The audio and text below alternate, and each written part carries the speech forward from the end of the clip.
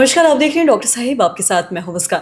दर्शकों, आज के इस एपिसोड में हम बात करेंगे और ये जानेंगे, जब भी बात हार्ट की आती है तो हम देखते हैं कई बार हार्ट में पेन होता है और कई बार इस पेन को लोग इग्नोर करते हैं, जो आगे जाके एक बड़ी बीमारी का कारण बन जाता है।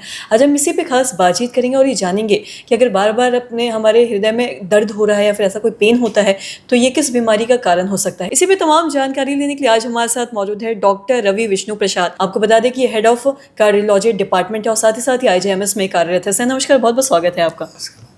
सर, आपसे जानना चाहेंगे, हम जब भी बात हृदय की करते हैं या फिर हार्ट की बात करते हैं तो हम कई बार ऐसा देखते हैं कि बहुत बार लोगों को थोड़ा थोड़ा पेन होता है हार्ट में, लेकिन उस सिम्टम्स को, उस लक्षण को लोग इग्नोर करते हैं। मैं आपसे जानना चाहूँगी, अगर हार्ट में कभी कभी पेन हो रहा है, बैठे बैठे पेन हो रहा है या चलने से पेन हो रहा है, तो क्या ये किसी बड़ी बीमारी का लक्षण या फिर कारण हो सकता है? मैं आपसे थोड़ा विस्तार में जानना चाहूँगी। नमस्कार।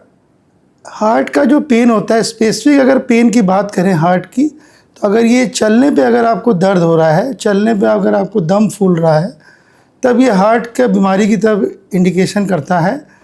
अगर चलने पे आपको ये जबड़ों की तरफ जगह ये दर्द जा रहा है और अम्बलाइकस तक जाता है, या हाथों में कोई भी हाथ, दाहिना हाथ या बाएं हाथ में जा रहा है, तो ये हार्ट का दर्द है।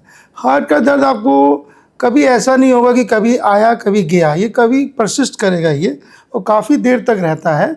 अगर इसके साथ अगर आपको पसीना आ रहा है, सांस फूल रहा है, तो ये इंडिकेट करता है कि आपका हृदय इसमें इन्वॉल्व है और ये हृदय का इसमें इन्वॉल्वमेंट है और इसमें दर्द हार्ट की वजह से हो रहा है। इसमें आपको डॉक्टर को दिखाना है। कभी कभी हमारे पास OPD में मरीज आते हैं कि हमको दर्द हुआ फिर ठीक हो गया, फिर कभी दर्द हुआ ठीक हो गया, कोई हमें टेंशन हमने देखा, कोई बैंड बाजा देखा तो उससे हमारा दर्द शुरू हुआ। तो वो एकदम स्पेसिफिक दर्द नहीं है, लेकिन हम लोगों को कभी इग्नोर नहीं करना चाहिए, क्योंकि आजकल हृदय की बीमारियां बढ़ रही हैं, तो हम लोग को इस पर डॉक्टर को दिखाना चाहिए।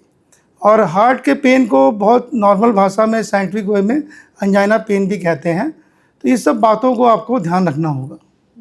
और साथ ही सर, अगर हम हार्ट के पेन के बारे में बात करें तो क्या ये किसी और बीमारी के कारण भी हो सकता है ऐसा, या फिर हार्ट से ही जुड़ा है ये, कि हार्ट में अगर कोई दिक्कत होती है या फिर अगर शरीर में कोई और दिक्कत हो, या फिर अगर BP, शुगर या फिर ब्रेन से ही जुड़े अगर किसी भी बीमारी की बात करें तो क्या उसका भी एक कारण हो सकता है कि हार्ट में पेन हो रहा है?